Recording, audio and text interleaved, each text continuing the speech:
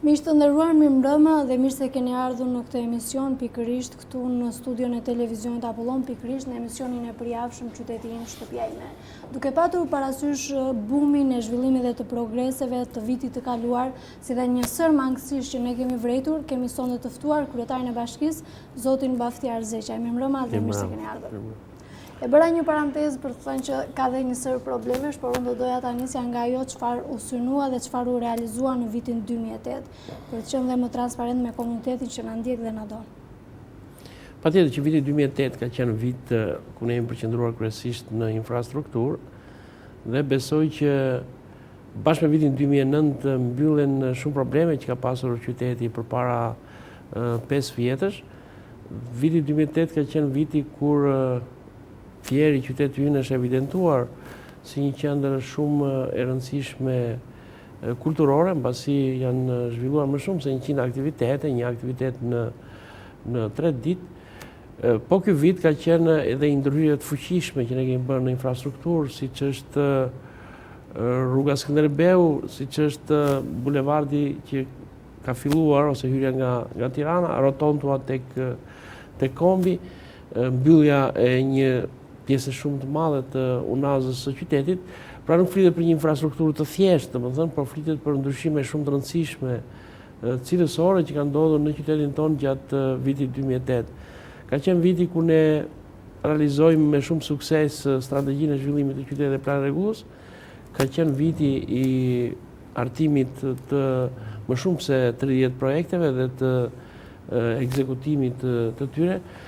Viti 2008 njëkohësisht ka qenë dhe viti ku ne kemi bashkëpunuar shumë mirë me donatorët, kemi mbyllur projektin me Bankën Botërore, kemi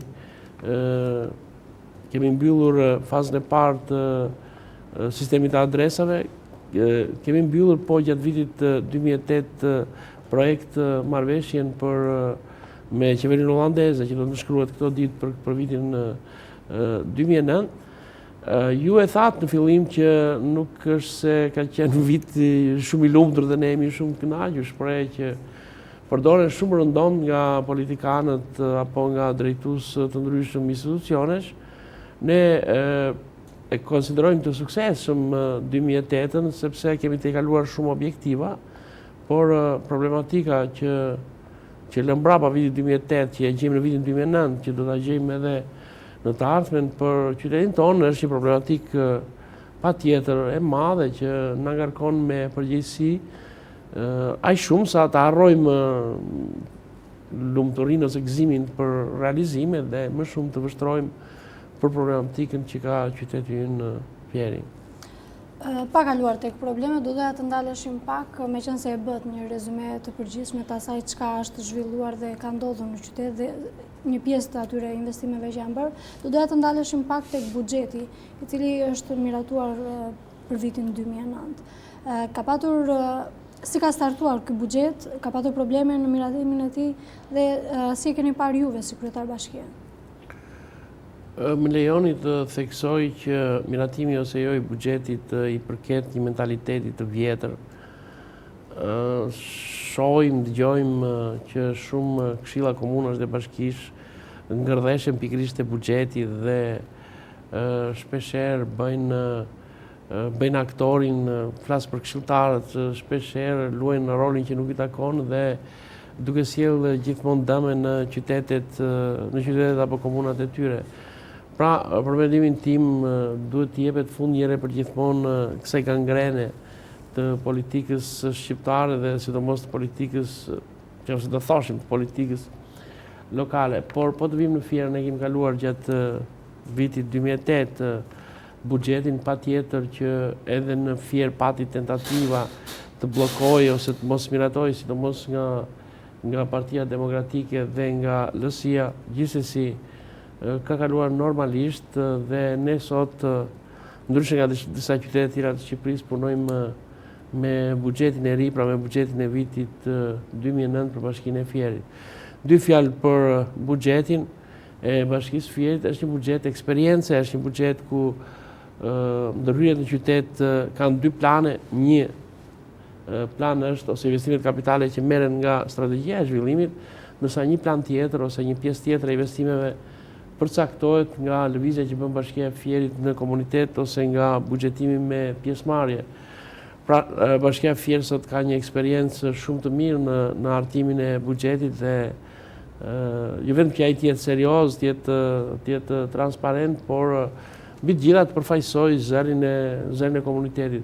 Ne kemi arritur këtë edhe me vetëmburje, po e themi jo vetëm sot, por e kemi thënë edhe në momente të tjera. Pra nuk është një buxhet që hartohet ku diu nga kryetari, në kryetar apo nga një staf specialistësh, siç ka ndodhur përpara 5 vjetësh edhe në Bashkinë e Qytetit të Fierit, ku kryetari mblidhte stafin dhe përcaktonte shifrat për vitin pasardhës. Sot ndodh ndryshe, qyteti pavarësisht nga emrat dhe mbiemrat e stafit di ku do të shkojë, ai është i orientuar për investimet kapitale. Nga njëra anë dhe nga ana tjetër dëgjohet zëri i komunitetit në blloqet e lagjeve për rrugën që ata zgjedhin ose për ndërhyrjen që ata zgjedhin gjatë vitit që vjen dhe konkretisht për vitin 2009. Po, zoti Zeqaj, kam përshtypjen se të gjithë qytetarët e kanë dëgjuar që është miratuar plani rregullues i qytetit. Por a mund të flasim për diçka konkrete bazuar në planin rregullues të qytetit, duke qenë se kanë kaluar 2 muaj nga viti 2009, por shumë muaj që nga miratimi? Ne jemi në fazën e zbatimit të planit të rregullues të qytetit, edhe për këtë çështje kemi nënshkruar marrëveshje me qeverinë holandeze. Pra ne vazhdojmë të bashkëpunojmë me Koplan dhe me qeverinë holandeze për implementimin e planit rregullues. Pra, nuk është se janë hartuar ca harta, disa grafik dhe janë në zyrtar, por vazhdojmë. Më konkretisht jemi duke studiuar nyjen tek parku i Mallrave, ish parku i Mallrave, nga ana studimore, jemi duke studiuar njëkohësisht edhe një nyje tjetër të Sheqit të Madh. Pra, plani rregullues jo vetëm kalon në veprim në blloqe pallatesh, por edhe në nyjet më të rëndësishme që ka qyteti i Fierit. Besoj që nga fundi muajit të mars ose brenda muajit të mars ne do të bëjmë publike, ashtu siç kemi bërë publike shumë projekte dhe studime, do të bëjmë publik edhe këto 2 studime që sapo theksova, studimin tek parku dhe studimin tek Sheqi i Madh. Por plani rregullues zbatohet ose ndiqet me seriozitet pothuajse çdo ditë. Në Fier, ndryshe nga qytetet e tjera, këta e kemi bërë të qartë, gjerësia e rrugëve dhe infrastruktura në përgjithësi nuk ka fatin e mendimit që do të ketë kryetari i bashkisë, por do të jetë kaq e gjerë apo kaq e gjatë. Ato janë të sanksionuara tashmë në planin rregullues dhe ne nuk bëjmë gjë tjetër veç se zbatojmë atë për gjerësinë e rrugëve, për trotuarët, për ndriçimin, gjelbrimin, për gjithçka. Dhe akoma më tej, plani rregullues i qytetit detyron drejtorinë urbanistikës dhe gjithë stafin e bashkisë që në Këshillin e Rregullimit të Territorit paraqiten tashmë materiale ndryshe, të paraqiten materialet me kushtet që ka sot plani rregullues dhe jo sipas vullnetit që mund të ketë një arkitekt, drejtoria e urbanistikës apo një konstruktor. Pra që në fillim të çdo mbledhje bën qartë atë kushtet që ka plani rregullues për një blok, mandej mund të kalosh në fazën tjetër të studimit të lejes për sheshin apo për të lejes së ndërtimit. Si përfundim do thoshja që ne i gëzojmë faktin që kemi këtë plan rregullues, që kemi hartuar vetë dhe me seriozitet përpiqemi ta zbatojmë atë, duke sjell për qeverisjen vendore edhe në këtë çështje një model të ri, sepse nuk ka sot model veç Fierit që vazhdon të zbatojë një plan rregullues të hartuar përpara 3 vjetësh. Meqense më përmendët pak më parë studimin që po bëhet për Sheqin dhe për pjesën hyrëse nga Patosi apo te parku i Mallrave. Flitet për 2 qendra të mëdha zhvillimi, për ato do servire si 2 qyteza më vete? Po, fliten për 2 qendra të tjera të rëndësishme, sepse qendra aktuale nuk është se ka humbur funksionin, por ajo nuk plotëson dot kërkesat që kanë sot investitorë të ndryshëm. Domosdoshmërisht duhet të zhvendosesh në qendra ose në pole të tjera që jo vetëm për të shkarkuar investitorët për që investimet e tyre t'i hedhin në Fier, por për t'i lënë që për të krijuar edhe qendra të tjera që qytetarët fierak mos ngelen vetëm tek turizmi, aneksi turizmit, por ata ta shijojnë qytetin e tyre edhe në pole të tjera, siç është rasti konkret Sheqi i Madh dhe tek ish parku i Mallrave. Po, dhe nëse do të mbetemi sërish në të njëjtën temë, pra ndryshimin dhe zhvillimin e qytetit. Nuk e di çfarë është bërë ose në çfarë etapash është sot studimi i qendrës së qytetit, duke qenë se pati një... Është në procesin e tenderimit, ka qenë dhe vjetë në procesin e tenderimit dhe opinioni publik është bërë i ditur që nuk ka patur studio që të konkurrojnë për këtë studim, ka patur studio të zbeta ose të ralla. Jemi në procesin e tenderimit dhe besoj që do të luftojmë që të 6 mujor të mbyllim këtë çështje, studimin, për të filluar 6 mujorin tjetër ose nga fundi vitit 2009 një punë tjetër, një angazhim tjetër shumë serioz, një sfidë tjetër për qytetin e Fierit, atë të ndërtimit të qendrës. Paralelisht me këtë qëndron dhe studimi i lumit Gjanica, që janë dy sfida shumë të mëdha dhe shumë të rëndësishme për kryetarin e bashkisë dhe për administratën e bashkisë. Do të ndalemi pak më vonë tek lumi Gjanica. Ajo që doja të dija është, duke qenë se folëm për planin rregullues, kuptohet që në këtë plan rregullues janë mirë menduar dhe pallatet, ndërtesat. Flasim tani për ndërtesa aktuale. Nuk e di sa i parashikon plani rregullues, kuptohet që dhe qytetarët kërkojnë të dinë diçka më tepër, dhe sa janë ndërtuar këto pallate, sa kate, domethënë, a është e miratuar gjithçka, është e shkruar në letër, dhe nëse do flasim për studime gjeologjike. Po, qyteti është ndarë në rreth 100 njësi, dhe në secila njësi, një njësi nënkupton bllokun që kufizohet nga akse rrugor, nga rrugë, dhe për të gjitha njësitë janë të përcaktuara sipërfaqet e gjelbëruara, janë të përcaktuara lartësia e kateve, rrugicat e tjera. Pra, për secilën njësi ka një tabel ku janë të kushtëzuara ose ku ndërtimi është i kushtëzuar. Vetëm modeli që zgjedh pastaj arkitekti është një gjë tjetër. Por së paku sipërfaqet e gjelbëruara dhe lartësia e kateve është plotësisht e përcaktuar, duke mos i krijuar shans kryetarit bashkisë apo drejtorit të planistikës që të vendosi vetë për lartësinë e kateve apo për koeficientin e shfrytëzimit. Kjo mbase në pamjet parë rëndon pak investitorët, të cilët synojnë vazhdimisht që investimet e tyre t'i përqendrojnë në pallate me lartësi të madhe katesh, por plani rregullues nuk lejon tashmë dhe i ka të përcaktuara zonat me 5 kate, me 6 kate, ka të përcaktuara dhe zonat me 2 dhe 3 kate, ka të përcaktuar njëkohësisht dhe zonat me 10 dhe 12 kate. Pra nuk ka diçka fikse që qytetarët të tremen ose të bëjnë pjesë e panikut? Jo, absolutisht jo. Nuk bëhet fjalë, por nëse do të flasim edhe për studimet gjeologjike, është shumë e rëndësishme që të bëhen studime gjeologjike dhe mbi bazën e tyre të përcaktohet konstruksioni i pallatit, dhe janë fare absurde mendimet ose teoritë që Fieri lejon deri në 7 kate dhe nuk lejon në 10 kate ose 12 kate. Në Fier mund të ndërtosh dhe me 100 kate dhe me 200 kate, po varet se çfarë konstruksioni përdor për të ndërtuar këtë pallat. Por duke patur parasysh gjitha rrethanat, domethënë plani rregullues i ka tashmë përcaktuara që të gjitha në mënyrë perfekte dhe ne nuk bëjmë gjë tjetër veç se zbatojmë me seriozitet këtë plan rregullues. Po. Përmendut pak më parë investimin që po kryhet në rrugën hyrëse nga Tirana. Është një investim i Bashkisë Fier, është një bashkëpunim me qeverinë shqiptare dhe çfarë parashikon? Është një projekt i Bashkisë Fier dhe financuar nga Drejtoria e Përgjithshme e Rrugëve, projekt që kemi disa vjet që kemi kërkuar ose projekt që është drejtuar në qeveri prej disa vjetësh. E theksoj këtë sepse kemi këmbgulur gati 3 vjet që ta fitojmë këtë projekt qyteti i Fierit. Më së fundi është bërë realitet dhe nënkupton një rrugë me 4 korsi, një rrugë dhe një bulevard njëkohësisht, një investim që do t'i sjellë shumë ndryshime të mëdha, jo vetëm sheqit të madh, por edhe qytetit të Fierit. Do të hyjet në Fier përmes një bulevardi që realisht do të jetë një investim shumë i mirë, sepse edhe projekti është një mrekulli, është një gjë e veçantë. Po. Në Bashkinë Fier ka marrë start buxhetimi me pjesëmarrje, pra një proces që është në vitin e 3 të tij apo jo. Nuk e di sa rrugë kanë përfituar dhe a do të fillojë një investim më konkret dhe për këtë vit. Po, veç objekteve të mëdha që ne theksuam, hyrja nga Fieri Rotonda, 2 investime.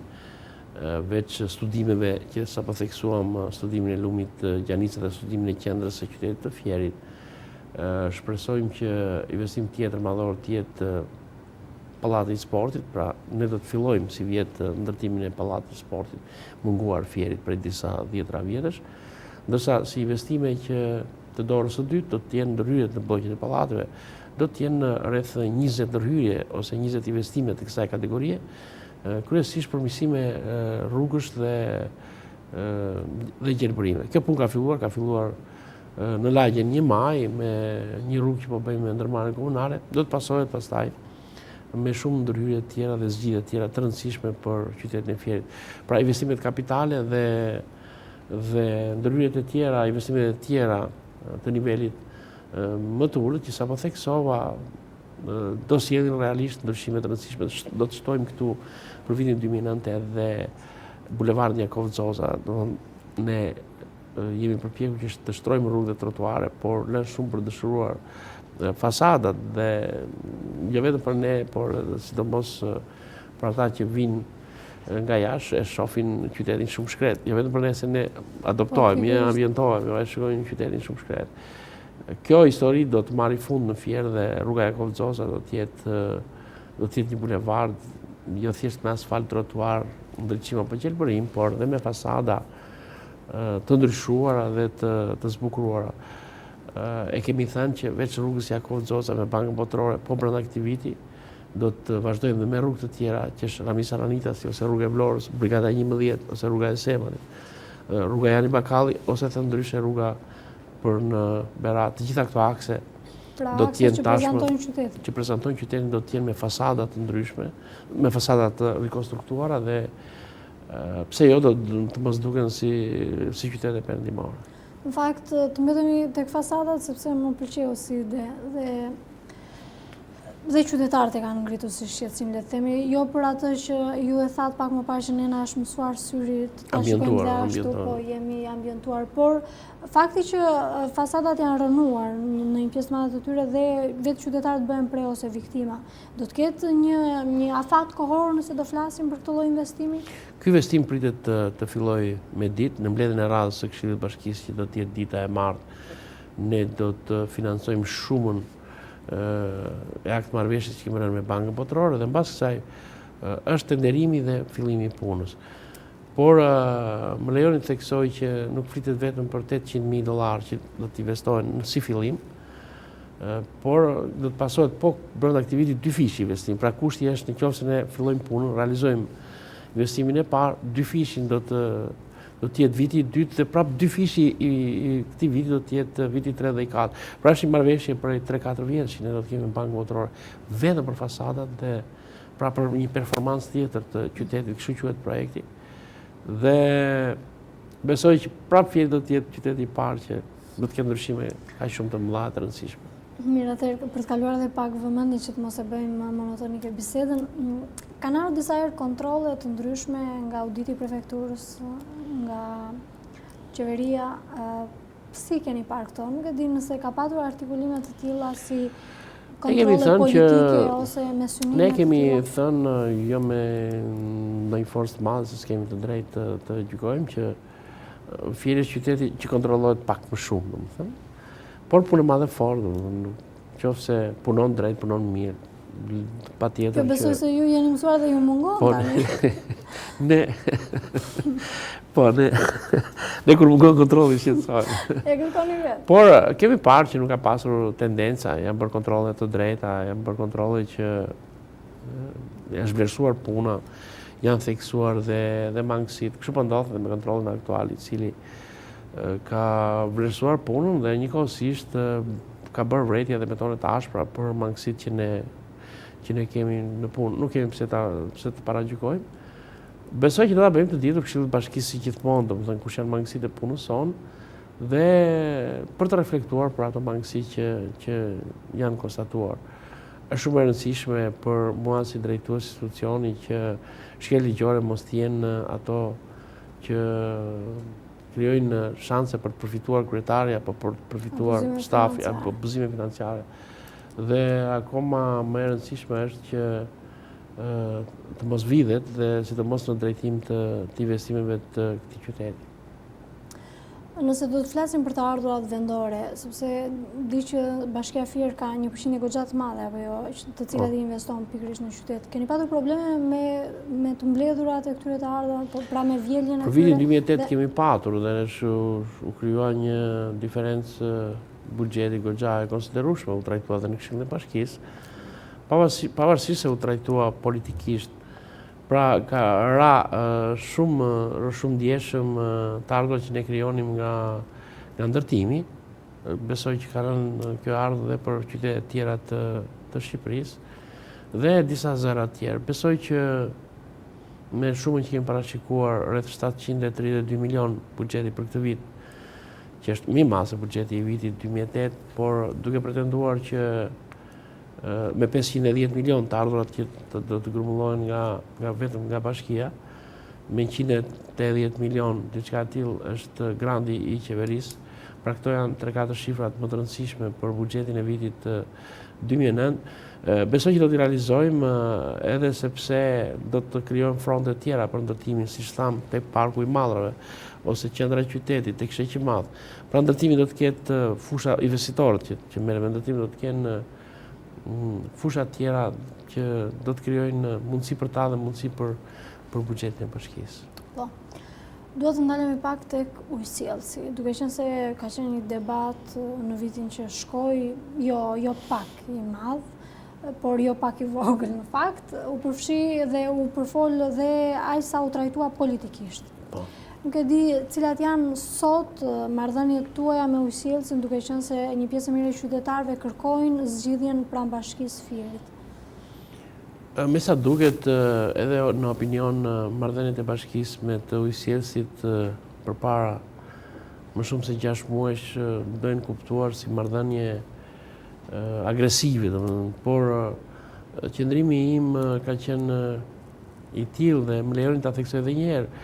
Ne kemi pretenduar që vendimi i Këshillit të Ministrave dhe qeveria shqiptare duhet t'ia kalonte ujësjellsave në mënyrë të drejtë për drejtë njësive vendore, jo duke krijuar borde ose hapësira ligjore të asaj natyre që krijojnë shanse pasaj që forcat politike do të zgjedhin drejtorin apo stafin.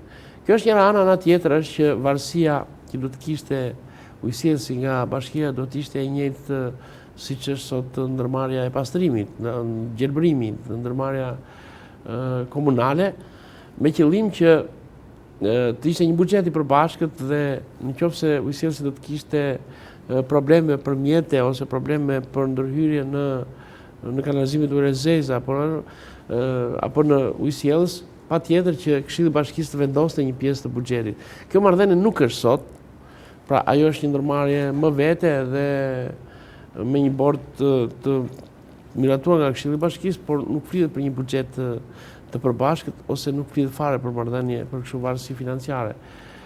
Kjo është histori e shkuar, besoj që unë kam shpresuar që qeveria shqiptare do ta reflektonte këtë moment në një vendim të ri të Këshillit të Ministrave. Nuk është reflektuar, le të shpresojmë për të ardhmen.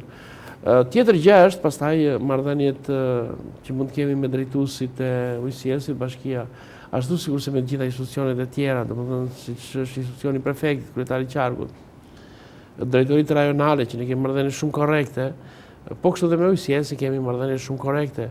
Kjo nuk do të thotë që vetëm për fasadë, ne jemi të gatshëm që për zgjidhje të ndryshme të japim kontribut, ashtu sikur se jemi të gatshëm që të marrim pjesë në shumë marrëveshje që ka sot ujësjellsi me donatorët e huaj dhe veç marrëdhënie të mira të jemi dhe bashkëpunëtor gjithmonë për të sjellë ndryshime edhe më të mëdha në furnizim me ujë të qytetit, sidomos me një furnizim cilësor të qytetit tonë.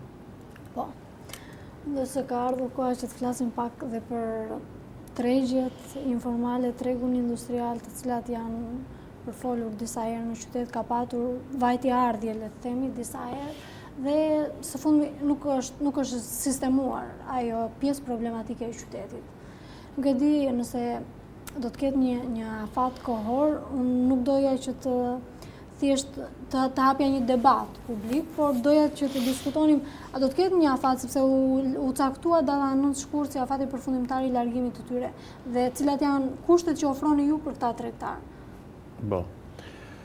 Edhe këtë çështje ta filloja me duke sqaruar opinionin publik që Fjeri është qyteti model për tregjet, që të thot ka një treg modern të fruta perimeve, ka një treg modern të industrial, ose që të uja, bashkë me prodhimet ushqimore, që të uja. Bashkë me këtë donim që të ndërtonim dhe një treg tjetër të kësaj natyre ambulant. Në çështjen e fundit ka pasur shumë përplasje, shumë kontradikta, sepse jo të gjithë faktorët kanë qenë në një front, jo të gjithë faktorët kanë qenë të bashkuar. Jo vetëm kaq, pastaj kur futet politika në mes, ose kur futen pseudopolitikan për të dhënë mendime nga më të ndryshme, nga më të neveritshme ndonjëherë, kjo çështje është zvarritur dhe ka ngelur gangren. Dhe kjo çështje besoj ka rënditur burrat e mirë dhe burrat që nuk i duan tregtar dhe ca që nuk i duan tregtar. Mua vjen keq që ka ndodhur kështu dhe në një anë është kryetari i bashkisë i cili kërkon të lëvizë tregtar. Por i theksoj që lëvizja e tyre do të jetë për kushte më të mira, për të paguar më pak për vendin që zën etj. Dhe me këtë treg qyteti Fier mbyll një cikël të rëndësishëm atë të tregjeve dhe nga njëra anë dhe nga ana tjetër hiqet një njollë zezë e qytetit që është tek zona, tek pallati i sportit ose aty ku është sot tregu, që nuk mund të flitet për qytet, nuk mund të flitet pastaj për tendenca moderne të qytetit, nuk mund të flitet për investitor, nuk mund të flitet për bashkëpunime, për asnjë gjë nuk mund të flitet nëse se ne do të dëshmojmë që tregu ynë është këtu, kjo getua, domethënë që tregtojnë njerëz me ndarje, me llamarina, me kompensata, me plasmas, e ku ta di unë, pra nuk mund të flasësh më për një të ardhme të një qyteti modern, nëse nuk do të nuk do të japësh zgjidhje këtij qytetit. Qoftë për të ambiente policia që është vënë në procesin e zgjidhjeve, sepse policia po lëviz tani dhe ai ambient do të kthehet në një qendër të vërtetë rinore. Qoftë për ambientin tek ish fabrikë e miellit, që studimi qendrës do të kuptojë një botë tjetër, një ndryshim tjetër, ashtu dhe për ambientin, për njollën tjetër që po flasim aktualisht për tek tregu industrial. Pra është një gjë që duhet realizuar domosdoshmërisht. Është zvarritur, është e vërtetë, përpara vitit të ri, në vitin 2005, në vitin 2006, 2007, dhe duket sikur bëhen lojra me afatet. Unë dua të theksoj që vazhdimisht kam qenë serioz edhe me këtë çështje pavarësisht nga dështimi, sepse dështimi në këtë rast nuk është thjesht im, është dështimi i shtetit. Dhe që të bësh lëvizje të tilla, angazhime të tilla, duhet që të gjithë faktorët, e kam thënë dhe në momente të tjera, duhet të jenë të bashkuar, duhet të jenë të një mendimi, jashtë skenave, prapa skenave ose jashtë paragjykimeve. Pra në këtë rast nuk duhet asnjëri që të përpiqet të përfitojë nga vota e këtyre njerëzve. Vota këtyre njerëzve ose është një dhimbje e vërtetë, të pretendosh të marrësh votën atij që po shes sot një baltë duke i mohuar një vend tjetër më të mirë, më të ngrohtë, me ujë, me dritë, duke i mohuar, duke lënë ashtu me thasët që i transportojnë rrobat, duke lënë në balë dhe gjithmonë në fat të Zotit, domethënë qenica del, vjen, i përmbyt, i bën. Mua më duket sinqerisht një çudi e madhe. Patjetër që do të luftoj që të zgjidhet kjo çështje, sepse kjo nuk është një fiksim im, çështja e tregut duhet të ishte zgjidhur që prej kohësh, mbase më shumë se sa 5 vjet, duhet të ishte dhënë zgjidhje. Thash që është zvarritur 5 vjet indirekt. Shpresoj që do të vazhdoj punën me këmbgulje për t'i dhënë qytetit një pamje tjetër, një pamje që meriton. Në fakt, pyetja ime konsistoi edhe në këtë që unë e thash në fund të fjalës time. A ka sot një potencial ose një mundësi për t'u ofruar bashkia këtyre tregtarëve, duke qenë se ata nuk e pranojnë atë lloj tregu që ne kemi rënë dakord me akt marrëveshje, që të gjenden një mënyrë sipërbashkët, sepse aty janë më shumë se 300 familje që ushqejnë në të vërtetë. Po, ne kemi rënë dakord me akt marrëveshje që do të krijoshin kushte për tek ambientet e VF-s dhe aty është bërë dhe një shtesë shumë e madhe, shumë e konsiderueshme. Mirë, po patjetër që të mos shkosh të gjesh justifikime nga më të ndryshme dhe peticioni i radhës me firmat falsifikuara ka pasur pretendimin që ai ambient nuk ka ndarje, nuk është shumë i mirë, kryetari na ka mashtruar etj, kur realisht kanë firmosur gjithë faktorët për këtë akt marrëveshje, në këtë akt marrëveshje që do të lëvizet ambient e veps. I bie që ne në një moment të shkojmë në ato ambiente dhe të japim një prononcim për shtyp. Unë vazhdoj të denoncoj publikisht gjithë matrapazët që përzihen me tregtarët e ndershme, me ata që ushqejnë fëmijët. Gjithë matrapazët që i shesin vendet tregtarëve që ushqejnë fëmijët, më shesin 3 milion, 2 milion, 5 milion, dhe nga njëra anë dhe nga ana tjetër, jo vetëm kam blerë dyqane, apo kam marrë shtëpi në Tiranë, Fier, janë pasuruar pra me këtë tokë publike.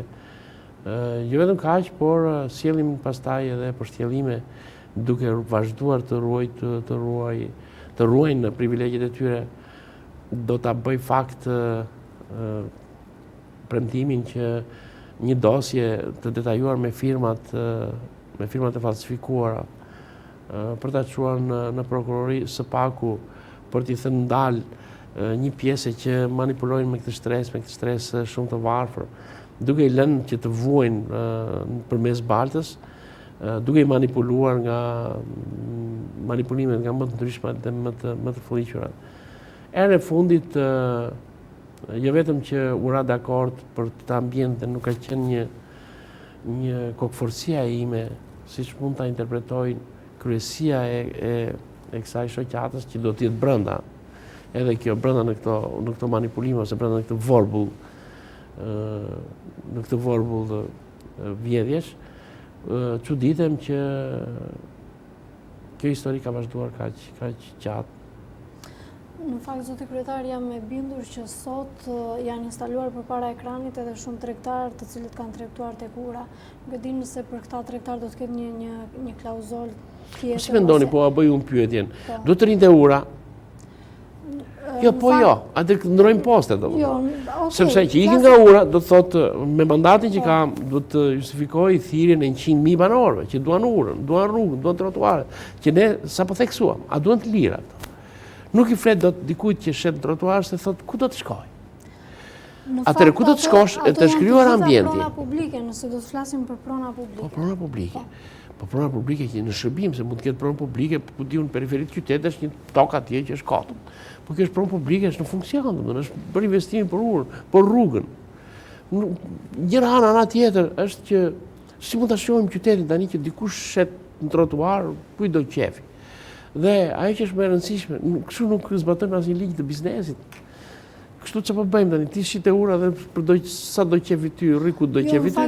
Nëse aty tjetër do shes në dyqan, do paguash detyrimet që ke ndaj shtetit ndaj bashkisë. Kjo nuk është konkurrencë e ndershme.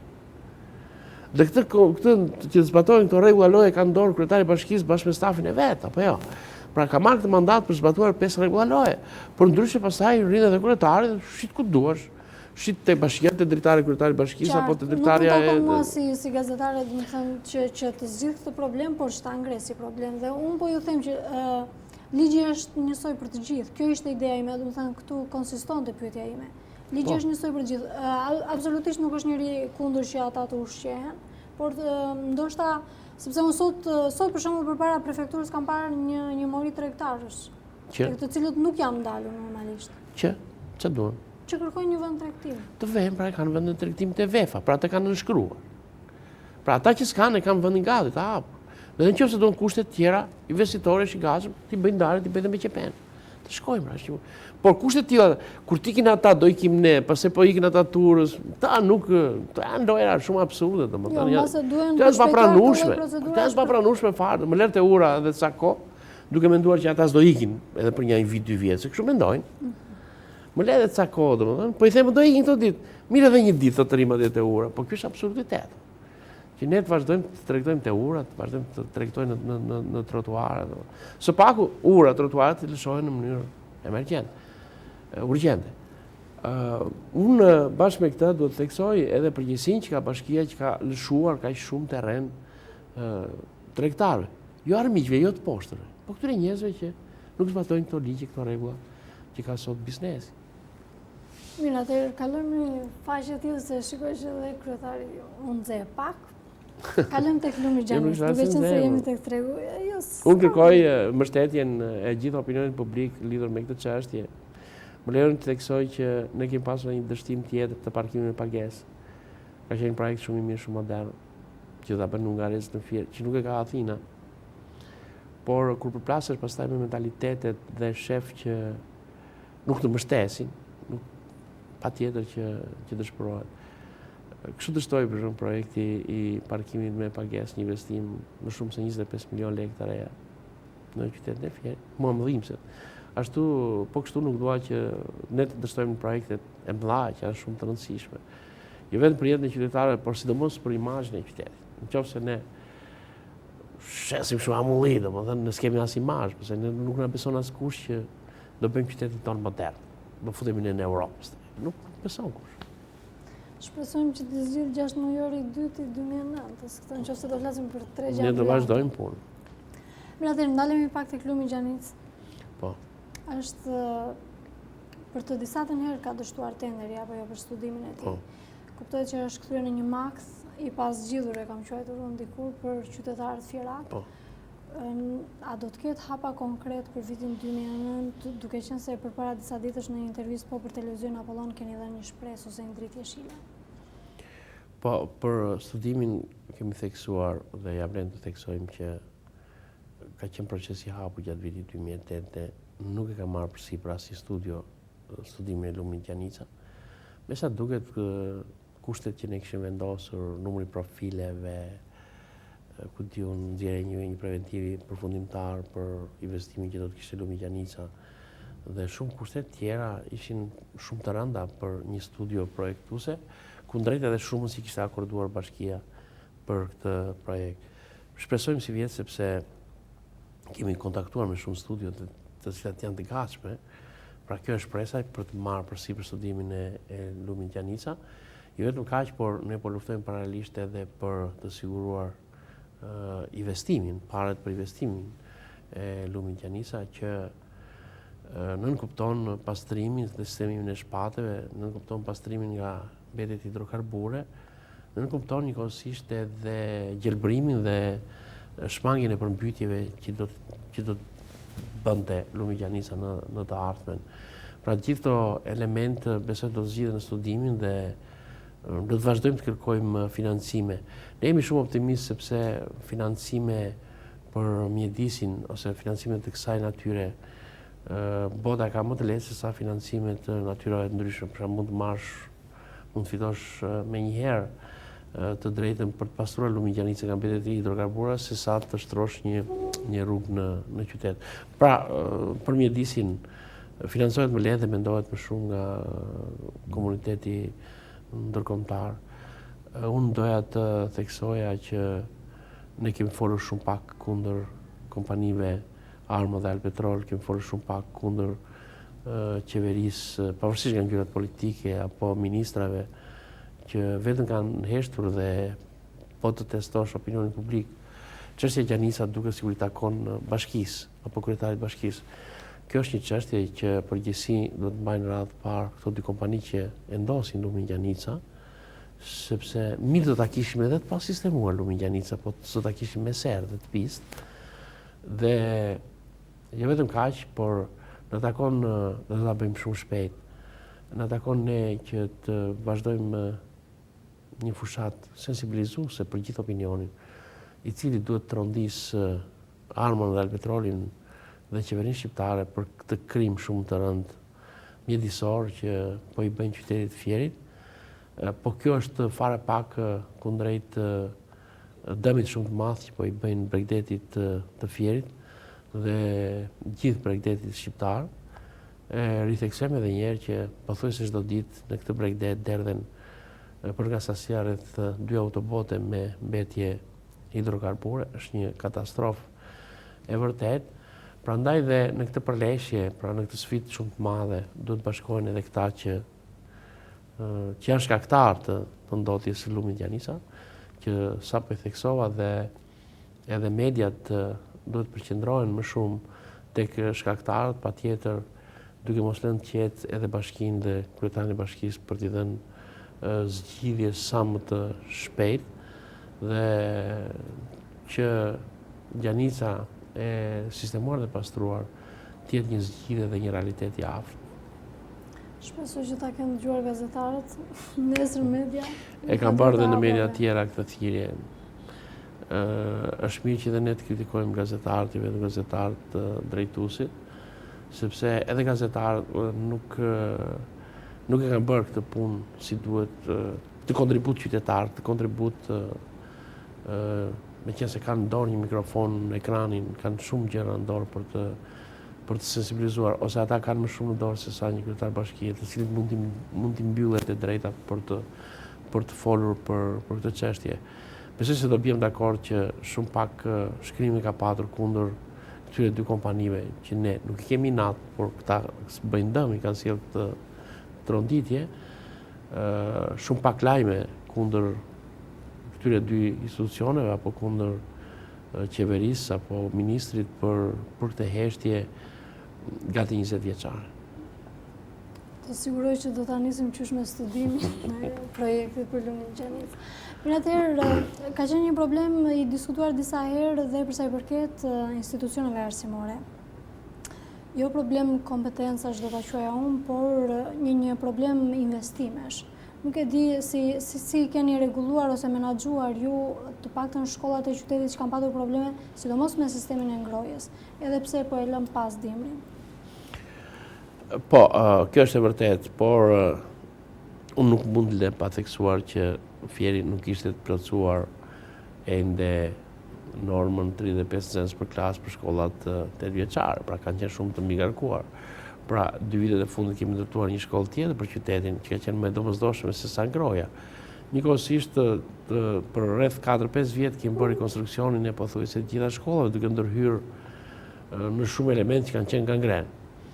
Dhe lejoni të them që është shumë e domosdoshme dhe fillimi i punës për ndërtimin dhe përfundimi brenda këtij viti, besoj, punës për ndërtimin e një gjimnazi të ri, sepse shkollat e mesme tani janë të mbigarkuara dhe mbas këtyre që kanë qenë shumë emergjente, shumë domosdoshme, kemi deklaruar që dhe besoj që do të përqendrohemi për ngrohjen.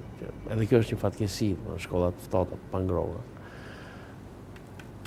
Kuptohet që mbas gjashmëjorin tjetër të këtij viti, mbasi të filloi të gjimnazi i premtuar nga Banka Botërore në bashkëpunim me bashkinë, gjashmëjori i dytë do të jetë gjashmëjori kur ne do të përqendrohemi tek këto sistemet e ngrohjes të shkollave, shkollat e vjeçare dhe shkollat mesme, duke i zgjidhur më shpejt kopshtet sepse ambientet e tyre janë pak më të vogla tash. Pra investimet do të jenë përqendruara në këtë fushë. Më e keq që shkollat nuk kanë ngrohje dhe nuk ndihen mirë kur ju pyesin në mënyrë direkte pse s'ka ngrohje. Prandaj dhe përpiqemi të sqarojmë se s'ka patur edhe shkollë, prandaj s'ka ngrohje, se s'kishte shkollë 8 vjeçare, sepse duhet edhe një shkollë tjetër e mesme etj. Atëherë, duke qenë se jemi dhe në fund të emisionit, do doja të dija diçka më tepër për kulturën, duke qenë se mbledhja e fundit e Këshillit Bashkiak nuk e preku këtë pjesë. Në mbledhjen e fundit të Këshillit Bashkisë, ne donim të kalonim Këshillin e Kulturës, një organ këshillmor që i thot kryetarit bashkisë ose ekzekutivit që këto do të jenë pak a shumë projektet, me merakun që ne në Fier të hartojmë dhe të ekzekutojmë projekte që formojnë një traditë, projekte që rezatojnë kulturë dhe projekte që i shërbejnë komunitetit, jo një pakicë të vogël. Për këtë duhej Këshilli i Kulturës, nuk ka kaluar në mbledhjen e kaluar, shpresojmë që do të miratohet në këtë mbledhje. Unë jam i gatshëm dhe i hapur që të ketë propozime lidhur me, ose vërejtje sugjerime lidhur me emrat e Këshillit të Kulturës. Jemi përpjekur që të gjejmë emra me potencë dhe që kanë lidhje me Fierin, të mos ngelim vetëm te emrat e qytetit tonë që janë shumë të nderuar dhe ata që jetojnë këtu, por sot ne kemi nevojë për që aktivitetet kulturore të qytetit tonë të kenë një anë tjetër, të kenë një rezatim tjetër, jo vetëm brenda rrethit të qarkut që transmetohen përmes mediave lokale, por është shumë e rëndësishme dhe domosdoshme që këto të transmetohen në nivel kombëtar. Në këtë kuptim patjetër na duhen dhe Këshill Kulture jo vetëm brenda qytetit, por na duhen miq edhe jashtë qytetit, Na duhen miq të kulturës, pse jo dhe përfaqësues të ambasadave që janë në Tiranë, dhe këtë do ta bëjmë realitet. Kemi listuar shumë figura që do të jenë bashkë me ne për një kulturë tjetër në qytetin e Fierit. Nëse do të flisja për aktivitetet kulturore, ato kanë qenë me bollak dhe her pas here ne jemi kritikuar nga mediat apo dhe nga specialistët të kulturës që ka ardhur moment që ato do të jenë shumë cilësore, që i përkasin traditës, që i përkasin kulturës. Unë vazhdoj të punoj me këtë seriozitet që qytetin e Fierit ta rëndisim qytetin e parë të kulturës në Shqipëri, sepse është qyteti më i pasur për nga trashëgimia kulturore, është qyteti që rrethohet nga Apollonia, nga Bylisi, nga Gurtezes, nga Ardenica. Është një qendër qarku që nuk besoj të ketë dytë në botë, për po flas edhe një herë për nga pasuria. Atëherë për këtë vlerë, këtë pasurinë duhet dim si ta administrojmë, duhet dim si ta menaxhojmë. Fillimi më duket i mbarë, domethënë për nga numri i madh i aktiviteteve. Faza tjetër që do të jetë 2009, do të jetë të dalim në nivel kombëtar, pra të shfaqemi, ta njohë këtë pasuri Tirana, Durrësi, Shkodra, edhe përmes aktiviteteve, ta njohë këtë pasuri kaq shumë të madhe Kosova, Maqedonia, për të tentuar pastaj në vitet e ardhshme që Fieri si qytet kaq shumë i rëndësishëm i trashëgimisë kulturore dhe i kulturës të njihet në gjithë botën.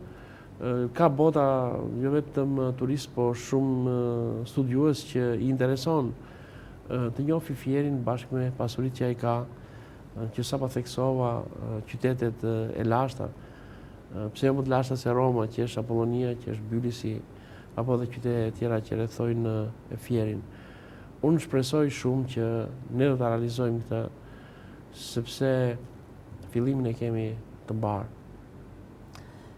Dhe për ta mbyllur, përmendet pak më parë kur folëm për investimet, ndryshimin e fytyrës së stadiumit të lojrave me dorë.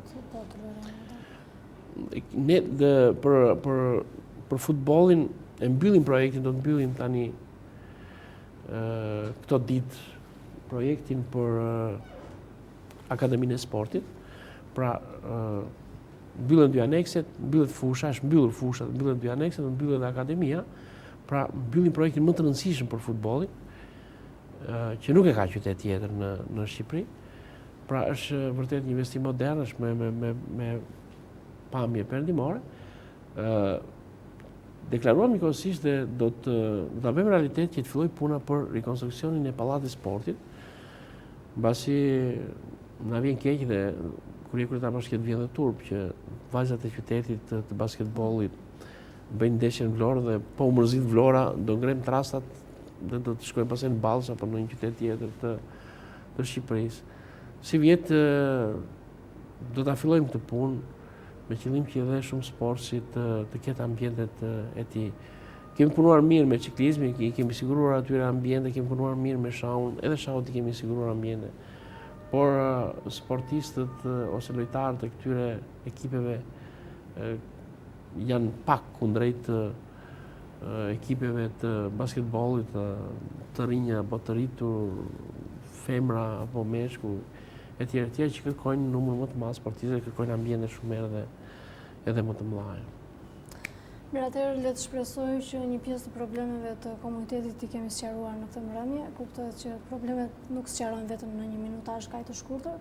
Gjithsesi, më mbetet gjë tjetër veç se t'ju falenderoj që u bët pjesë e studios të televizionit Apollon. Faleminderit dhe juve për ftesën. Shikues të nderuar, ju kujtojmë se ishim me kryebashkiakun zotin Baftiar Zej, që ai unë ju falenderoj që na ndoqët këto minuta bashkë. Mirupafshim.